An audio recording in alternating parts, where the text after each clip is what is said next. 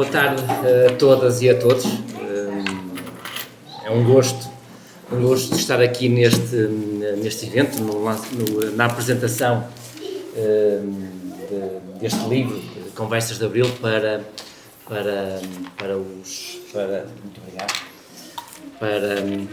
uma explicação para os mais novos, porque bem precisamos, num tempo em que a democracia está tão sob perigo, sob ataque. É muito importante esta nova geração aprender os valores que foram conquistados e o que é que está em jogo, porque a liberdade, eles têm que perceber que a liberdade conquista-se todos os dias. Por isso agradeço muito a vinda aqui ao nosso Salão Novos, digníssima mesa, e passava a palavra então à doutora Isabel, que fazia agora a gestão do evento. Muito obrigada, Sr. Presidente. Então, boa tarde a todos. Em primeiro lugar, um agradecimento ao Sr. Presidente da Junta de Freguesia de Canelas, Arménio Costa, e ao seu Executivo. Não podendo esquecer a doutora Ana Luísa pelo seu inestimável empenho desde o primeiro instante. Um obrigada a todos os que nos deram a honra da vossa presença. Porque Abril só foi possível graças aos nossos heróicos militares, vamos juntos relembrar alguns momentos e nomes que marcaram esta data histórica, com alguns breves documentários. Em seguida, ouviremos o testemunho na primeira pessoa do Coronel Andrade da Silva, presidente da Associação Salgueiro Maia, um capitão de Abril, que muito nos honra com a sua presença, pois somos uma freguesia com história e com valores. Muito obrigada.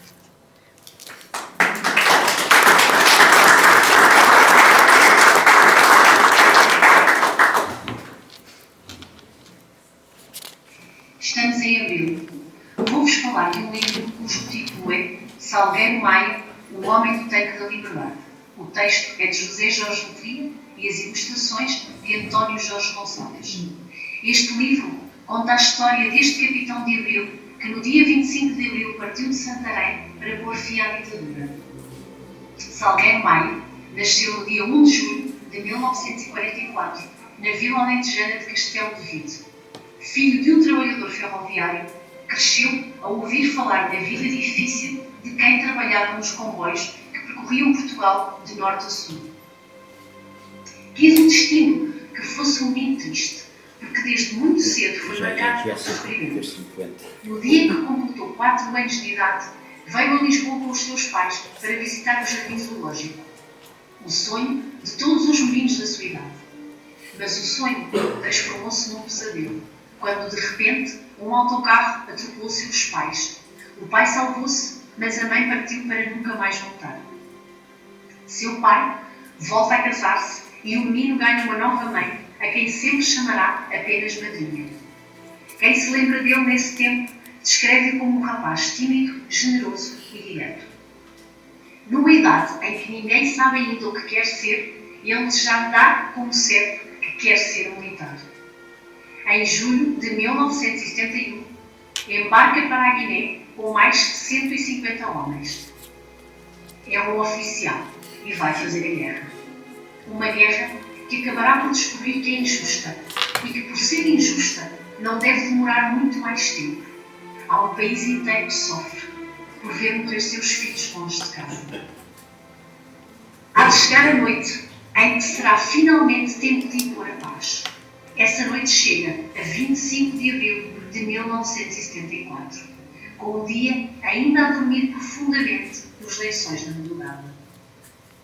O capitão parte de Santarém, comandando a sua coluna de blindados, para obrigar a render aqueles que roubaram a voz e a alegria de um povo inteiro, amordaçado pelo medo e pela mágoa. Durante a viagem lenta e tensa rumo a Lisboa, o silêncio é de chumbo entre os militares. Pela memória passam de velozes, como no filme, os momentos de alegria e os de tristeza. Horas como essas são únicas. Ele sabe que naquela noite está a fazer-se história. Enquanto deixa a Avenida da Liberdade a caminho do Recio e depois do Terreiro do Paço, vê gente que caminha em plena madrugada rumo aos locais de trabalho. Em 2 locais da cidade se decidirá o futuro desta ação militar e do próprio país. O Terreiro do Paço, onde chegam pouco depois das 6 horas da manhã e onde vão encontrar forças fiéis ao regime, e o Largo do Carmo, onde se encontrava refugiado no quartel da GNR o primeiro-ministro Marcelo Caetano. O capitão estava exausto, mas determinado a não ceder até que o regime se rendesse. E ele acabou por se render. Foi então que Salgueiro Maia se recordou da canção de José Afonso, que ouvira na Rádio Renascença pouco depois da meia-noite e repetiu baixinho: Grânula Vila Morena, terra da fraternidade, o povo é quem mais ordena dentro de ti, a cidade. E já era o povo quem mais ordenava, espalhando-se pelos lagos, pelos becos, por todos os lugares onde estavam os capitães da liberdade. Nas suas mãos, em vez de armas, trazia cravos vermelhos, transformando as metralhadoras e as espingardas em bandeiras de esperança. Era essa a nossa grandeza. De outros países chegavam jornalistas para darem notícias sobre a derrota da ditadura, mas ainda era cedo. Faltava ainda cumprir uma parte da missão, conseguir abrir as portas das prisões. E não tardaram em abrir-se as portas das prisões de Caxias e de Peniche. Em Paris e noutras capitais, os jovens exilados ouviam com entusiasmo as notícias que chegavam da sua pátria, nas rádios e televisões. Alguns começavam a fazer as malas para voltarem a Portugal, mal fossem restabelecidas as ligações aéreas para Lisboa. Finalmente, o capitão voltou para casa. Mais tarde foi destacado para Santa Margarida. Num abril triunfou e num abril partiu. A 3 de abril de 1992 veio a falecer, sendo sepultado na terra onde nasceu, Castelo de Vide. Agora, um breve documentário do envolvimento de outros capitães, onde eu agora permitia, também está o Coronel Andrade. Não, agora permitia, nós sou um pouco surpreendido com a presença das crianças e, portanto, antes de irmos para outra parte, devemos falar, eu sei que são poucas, mas têm um grande valor. Antes de irmos falar para outra parte, na Associação Salgueiro Maia também tínhamos feito há muito, este é um documento já feito há muito tempo, para contar o 25 de Abril, na sequência disto que viram, o que foi o 25 de Abril para as crianças. E depois vamos à outra história.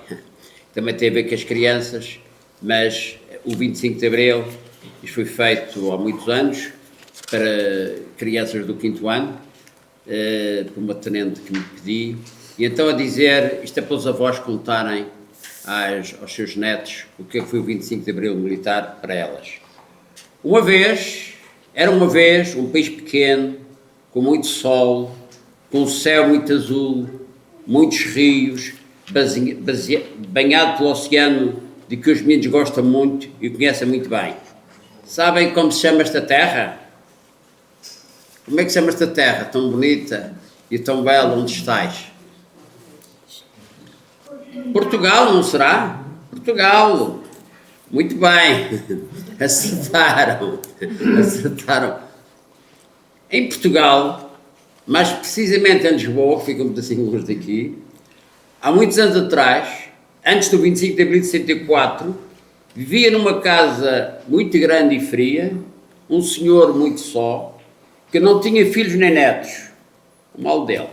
Era um senhor muito severo, não gostava de cantar nem de passear, nunca ia à praia, estava sempre em casa a mandar. Mandava em Lisboa e mandava em Portugal. Este senhor era uma pessoa aborrecida, vestia-se de preto, usava um grande chapéu preto e andava com o pau na mão para bater nas pessoas de quem ele não gostava. Batia, e batia-se nas escolas também. Este senhor, chamado Salazar, isto é uma ficção, claro, isto é um conto, deixava os professores baterem nos meninos, é verdade, nas escolas. Os meninos eram muito castigados, é verdade. Os meninos e toda a gente, os meninos e os pais dos meninos, só podiam gostar daquilo que aquele senhor gostava. Tinha de pensar como ele. Não podiam fazer perguntas. Os meninos e as meninas só podiam brincar sempre as mesmas brincadeiras, e aliás separados. Quando os pais dos meninos diziam que não gostavam do Salazar, daquele outrem, iam para as prisões e para as terras muito longe em África. Então os pais e os meninos choravam muito. Mas Salazar não tinha pena. Algumas vezes os pais dos meninos morriam e os meninos ainda choravam mais. Mas Salazar e os seus amigos nunca tiveram pena. O senhor que vivia sozinho naquela casa grande e fria também mandava os pais e os tios e os irmãos dos meninos para a guerra. E isto vamos falar, foi uma das coisas que fizemos o 25 de Abril, foi esta: vais para a guerra, tens de ir e morrer lá e cala o bico. E achamos que isso não estava bem. Onde muitos morreram 10.000. Todos ficavam muito tristes. Os meninos e os pais tinham muito medo. Andavam tristes, mas dançavam também. Quando estavam a bailar, bailavam. Então um dia, quando a lua apareceu no céu, os soldados levantaram-se das camas onde estavam a dormir, numas casas grandes, mas cheias de muita gente, chamadas quartéis. Isto vamos vendo o filme a seguir, é os quartéis, os soldados a levantarem-se para vir para o 25 de Abril. Os soldados juntaram-se todos, fizeram uma grande fogueira e disseram muito alto, gritaram mesmo: vamos todos à casa do Salazar, aquele outrem, e quando o sol aparecer, vamos mandá-lo de férias. Vamos pôr na casa na casa grande o povo, muita gente contente, vamos fazer uma grande festa. Os soldados disseram isto e correram para a casa daquele outrem. Quando lá chegaram, o Salazar já tinha morrido. Quem mandava nesse dia já não era o Salazar, era um compadre chamado Caetano, mas fazia as mesmas coisas que o outro. Os meninos e os seus pais também não gostavam dele. Então, no dia 25 de abril de 64, disseram a esse senhor para ir para o Brasil. Antes passou pela minha terra, a Madeira, que eu sou madeirense. Ele foi, e então, como podem imaginar, naquele dia, os meninos vieram para os jardins com muitos balões, bombons e algodão doce. Os pais dos meninos e os avós trouxeram os meninos ao teracol, pois foi assim, os meninos ao teracol, e todos cantaram, e foi uma grande festa, como se revela neste boneco. A vitória foi comemorada desde os meninos de 2 anos aos idosos de 90 anos, com bolos, festa e estas bolas e tal. Pronto, isto foi assim para os meninos e foi isto que aconteceu naquele dia. Agora vamos ver esta ação dos militares que se levantaram das câmaras dos quartéis e vieram por aí abaixo. E foi assim que as coisas aconteceram. E os meninos hoje já podem ser felizes e têm a liberdade para serem felizes e contentes, mas depois também têm de construir a liberdade. Isto é como aquelas coisas, peça a peça, vai-se pondo peça a peça, como é que se chama esse jogo? Vai-se pondo peça a peça. A liberdade foi-se uma peça assim, às vezes aquilo não se ajusta, tem de se tirar a peça e tal. Agora é preciso depois compor aquilo tudo com a liberdade e o amor. Pronto, feita esta introdução, isto já fica aqui para a freguesia, para a junta de freguesia, para depois darem os avós. Na noite do dia 24 de abril de 1974, após uma longa ação clandestina, um grupo de jovens oficiais do Exército, cuja experiência e maturidade tinham sido adquiridas nas longínquas e desgastantes guerras coloniais africanas, levantou em armas as principais unidades militares do Exército Metropolitano. A ação militar foi eficaz, precisa e consistente. Passadas 18 horas sobre o início do movimento militar, o grosso das forças fiéis à ditadura estava neutralizado ou tinha capitulado.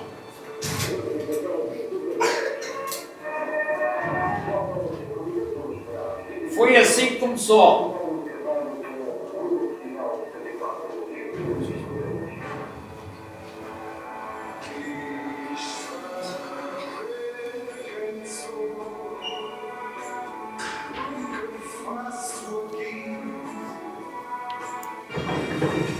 Esse senhor é o meu comandante, o homem todo poderoso. Mandava em tudo. Mas naquele dia ia fazer o comando. Dizia que ele estava armado.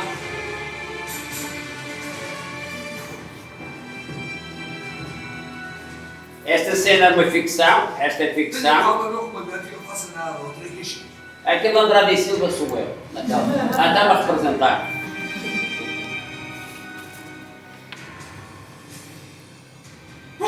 Não sei se disse esta palavra, mas que os meus camaradas ficaram todos em suspenso, ficaram.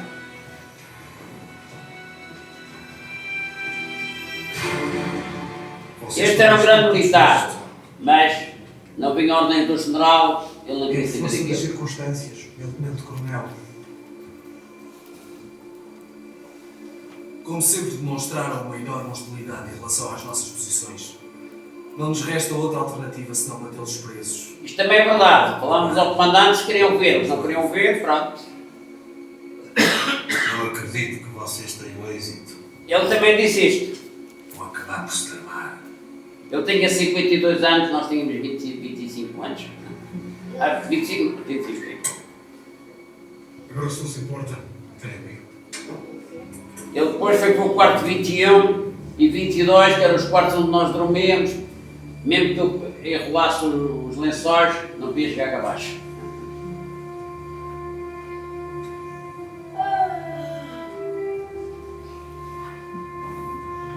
Prontos, fica ali o silêncio do gabinete do comandante.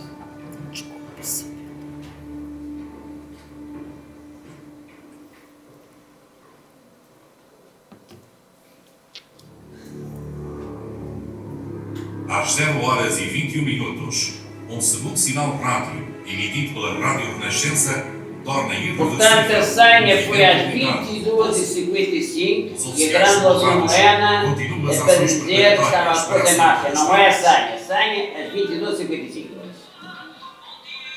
É porque naquela altura os caras eram tão pobres, não abrangiam o país todo.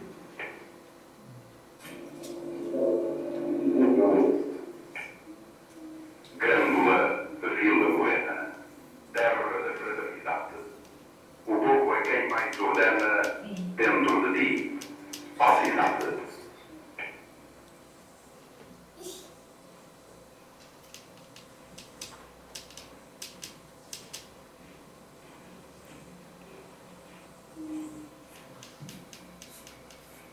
Este é o quartel da Política, agora é da Guarda Nacional Republicana, para se manter o quartel, senão o quartel queria. Grândola, Vila Morena, terra da fraternidade. O senhor é o Vítor Crespo. É quem mais ordena dentro de ti, ó cidade. Dentro de ti, ó cidade. O povo é quem mais ordena. Isto é o pai da senhora que está ainda na televisão, Catarina, está a representar o pai da senhora que está na televisão, Catarina Furtado. Não vamos fazer mal. Mas de onde é que vocês vêm? Somos do Movimento dos Capitães. Movimentos capitais. Eu não sabia que era secreto. Mas o que é que pretendem? Queremos fazer eleições, acabar com a guerra, com a censura, libertar os presos políticos e acabar com a vida. O que Este é que capitão ainda vive.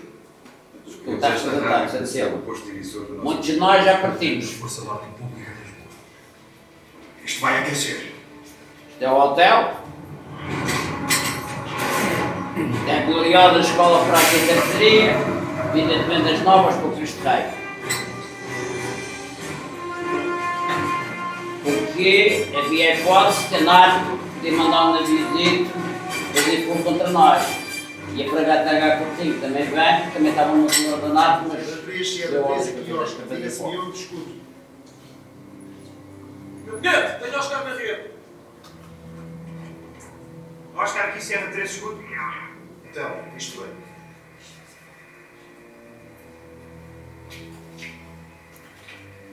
Sierra 3, aqui Oscar. As ordens foram exatamente estas. Há uma fragata em frente ao terreno de passo. Está às ordens do governo e nós não sabemos qual é a intenção do comandante do navio, Miguel Seixas Louceiro. O senhor está mesmo à minha frente.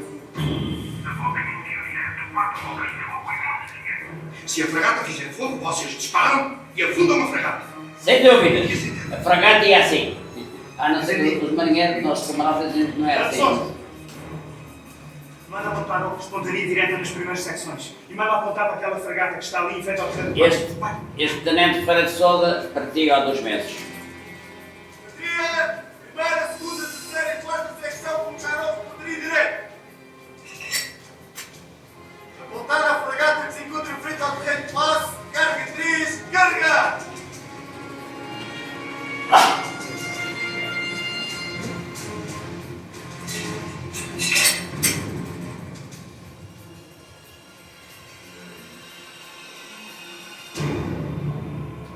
Esta é a fragata H. Coutinho. Se não tomasse juízo ia à vida, mas para tomar um juízo.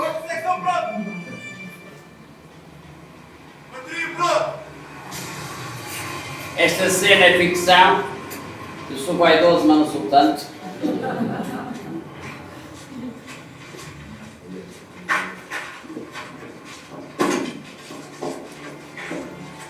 Então, o que é que se passa com a fragata? Está tudo sob controle. Temos a fragata. Eu sou aquele a quem na tropa os soldados chamavam Vaidade e Silva. Em vez de ser Andrade e Silva, chamavam Vaidade e Silva. Portanto, não se enganavam muito.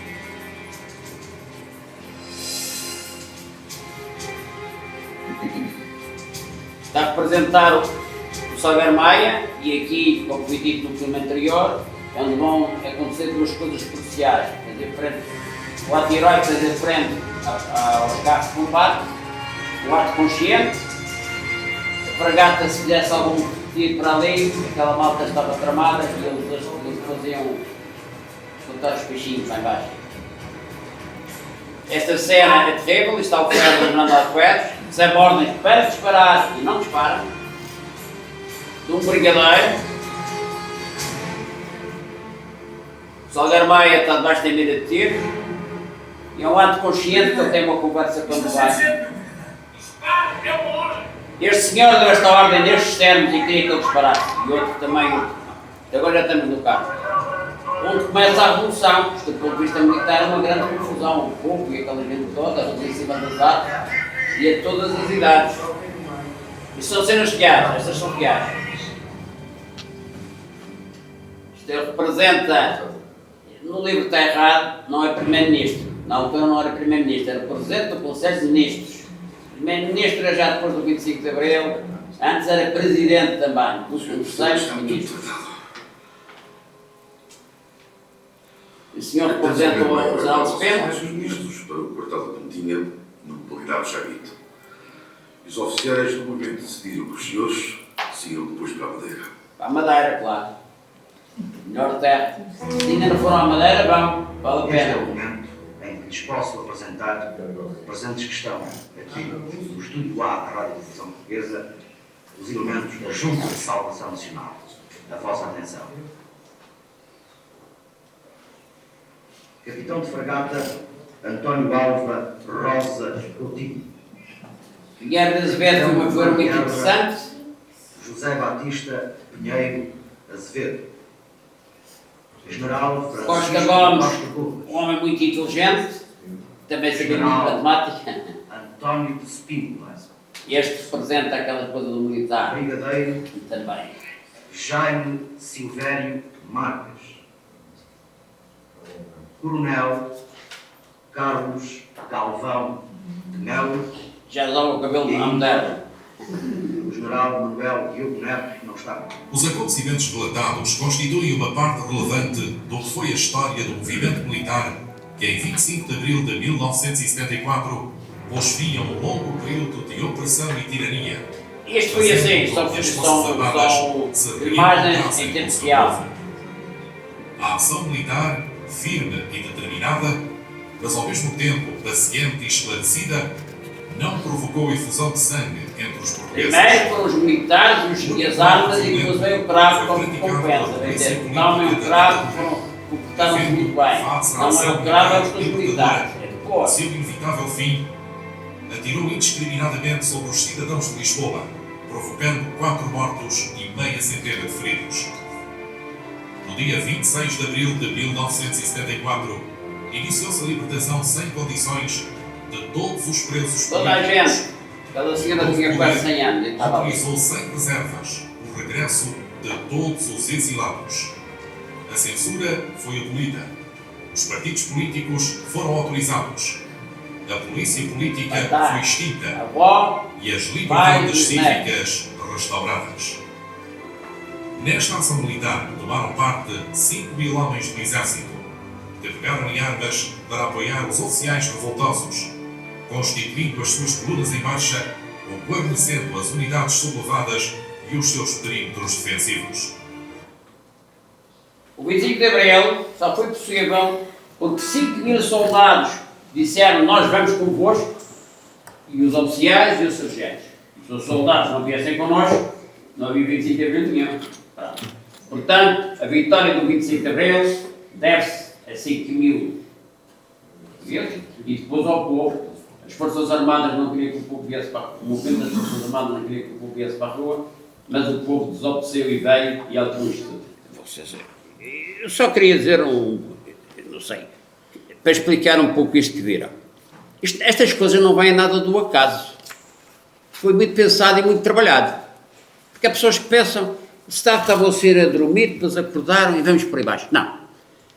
Eu comecei a agora vou falar por mim. Eu comecei a pensar que era preciso mudar isto. Tinha 23 anos, vocês há pouco viram que eles iam comandar 150 homens. Sim, 150 homens era uma companhia. Chamava-se companhia. Devia ser comandado por um capitão. Eu, quando cheguei à guerra, o meu capitão não estava lá. O meu capitão estava doente. Foi para Angola, era a zona de Mocaba, é uma zona de Lombala Velha, uma zona que entra por Casombo dentro.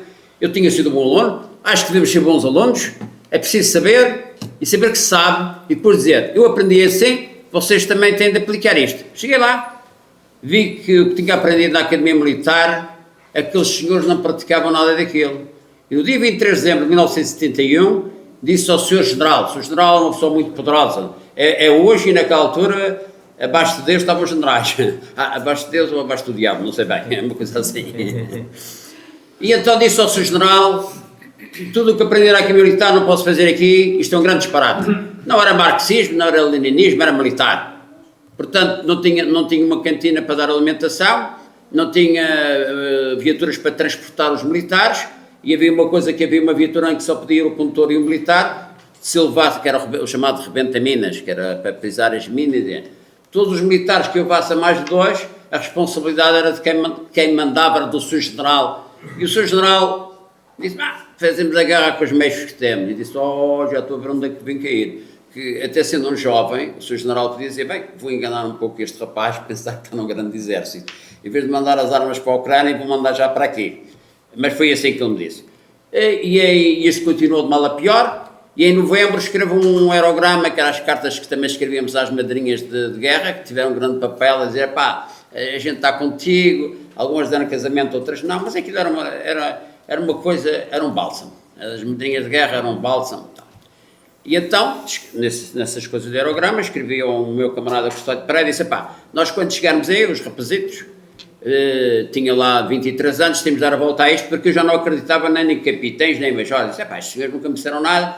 Mas felizmente quando chegamos aqui em 1983, os capitães tinham acordado. E então o capitão Domingos, num dia qualquer, quando vai lá o subsecretário de Estado à Escola Prática de Artilharia, dizia que nós assim, nós assado, e o capitão Domingos disse, nós nunca estamos de cócoras, quando cairmos é de pé. E eu disse, já temos aqui um capitão. E daí para a frente foi a conspiração que tem uma história na Escola Prática de Artilharia e noutros sítios. Na Escola Prática de Artilharia nós íamos para aqueles quartos de cima e até põíamos colchões nas paredes para não sermos ouvidos. Depois houve uma ação muito importante em 9 de setembro no Monte Sobral, onde nós, 140 militares comandantes, apareceram a dizer, temos de acabar com isto. Nessa reunião houve uns senhores que disseram umas coisas, não percebi nada do que eles disseram, mas depois houve um homem que falou, isto é muito importante, as lideranças, em todos os sítios. Houve uns senhores que falaram, que ainda esqueci quem falou, nem eu que disseram. Depois apareceu o Vasco Lourenço a dizer, temos de ir, e vamos por aí. E eu disse, já temos aqui um comandante. Mas não tinha alguma dúvida em relação aos outros. E então, fui os primeiros a assinar o papel, como era um jovem, fui o primeiro a assinar o papel, em nono lugar, para que os outros mais antigos não tivessem vergonha e fossem ensinar. É verdade que aqui havia uma coisa, naquele tempo, em que Jesus Cristo, naquele tempo, uma pouca diferença de idades parecia que fazia de outra pessoa muito mais antiga. Eu depois de conspirar na casa, fui com outros camaradas para conspirar na casa do Salgueiro Maia, aquilo era todo clandestino, era todo meio escuro, e o Salgueiro Maia já tinha uma folha de serviço, já tinha andado na guerra, não sei o quê. Eu pensava que o Salgueiro Maia seria uma pessoa muito mais antiga que eu. Só depois dele morrer é que soube que o Salgueiro Maia tinha mais 5 anos que eu. Portanto, eu naquela altura tinha 25, o Salgueiro Maia tinha 29, e agora nestas conversas a gente vai aprendendo coisas, e o Vasco Lourenço tinha 30 e poucos. A gente, quando vai falando, é muito importante falarmos, que vamos sabendo coisas que não sabíamos. E hoje aprendi uma coisa que não sabia. Este livro, que eu julgava que tinha sido publicado antes do filme, desta Hora da Liberdade, ele disse-me que não. O filme foi em 1999 e o livro é de 2012. Portanto, as entrevistas andavam perdidas e depois do filme é que resolveram fazer o livro. Este documentário é o mais verdadeiro documento sobre o 25 de Abril, porque é baseado nas entrevistas de um conjunto de oficiais que foram entrevistados antes do filme, e depois foi feito o filme, e depois publicaram o livro. Portanto, aqui está a história dos militares que diretamente participaram na ação, e este documentário, graças a si, merece um grande abraço por ter feito isto, e ao Sousa e Castro, e à jornalista Joana Pontes, que foi quem andou a fazer estas perguntas, e ao meu camarada, que é a historiadora Aniceto Afonso. Depois viemos, nós estávamos, ali o nosso comandante disse aquilo, nós estávamos, vinhamos para ali abaixo, e há uma coisa que é espantosa, mesmo para aqueles, para os jovens, não havia rádios, não havia nada disso. A gente não tinha cá o telemóvel, vínhamos por ali abaixo sem saber nada, e vínhamos com medo, eu vinha com muito medo. Foi a noite que senti mais frio, a noite mais escura e a noite mais silenciosa que eu vivi. Também é verdade que eu era madeirense, o Alentejo é diferente da Madeira, e provavelmente também muito aquele frio, e depois fui ao Cristo Rei no 25 de Abril, e de facto o Cristo Rei é ventoso e é frio, portanto parte daquele frio era mesmo natural. Mas bastante dele devia de ser medo. E só soubemos de que os outros camaradas que aquilo estava a andar às 4h30 da manhã, graças à rádio, disse, o primeiro comunicado ao MFA. E nós dissemos, já está um pedacinho melhor. Mas ainda estávamos muito longe do Cristo Rei. Chegamos ao Cristo Rei, sempre há uma coisa que de facto foi um espanto. Nós vínhamos para uma revolução, para um golpe de Estado, ao subir para a Almada, aquelas pessoas iam para trabalhar, ninguém olhava para nós, e dizia, mas então a gente vem para aqui fazer uma coisa, ninguém nos liga nada. Chegamos ao Cristo Rei, uma grande vitória militar, houve um clique qualquer, e a partir das 9 horas todo o povo da Almada e do Pragal cercaram-nos, não para nos fazer mal, mas para nos alimentar. 250 homens foram alimentados com a comida cozida e coisa, durante 3 dias. Portanto, depois há aquela coisa que já nós vimos aqui, que é a fragata H. Coutinho.